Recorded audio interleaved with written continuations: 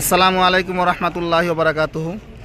এই যে আমাদের হাজি সাপরা গত 29 তারিখে আমরা আসাম থেকে আসছি। আইসা আমরা হারাম শরীফে ঈদের নামাজ ঈদুল ফিতরের নামাজ আদায় করছি। তারপরে উমরা মোকাম্মল করে আজকে আমরা তাইফ শহরে আসছি।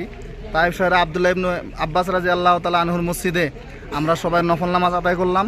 এখন আমরা এখান থেকে তাইফের ঐতিহাসিক জায়গাগুলো ইনশাল্লাহ সব জিয়ারত করব। আর আমাদের হাজি সাপরা যতজন আসুন সবাই সুস্থ আছে, সবাই ভালোভাবে আলহামদুলিল্লাহ কাম কাজ আদায় করছে। আর এখন পর্যন্ত ইনশাল্লাহ কোনো অসুবিধা নেই, সবাই আলহামদুলিল্লাহ সুস্থ আছে।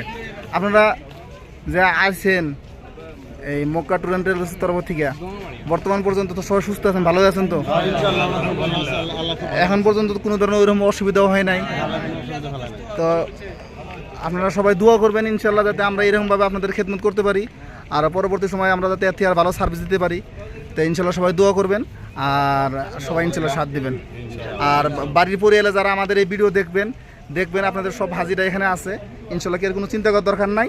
আল্লাহর কাছে সবসময় দোয়া করবেন যাতে আমরা সহি সালামতে সব কামগুলা আদায় করে নিজের বাড়ি করে যাতে পৌঁছতে পারি ইনশাল্লাহ। ঠিক আছে, আসসালামু আলাইকুম রহমতুল্লাহ।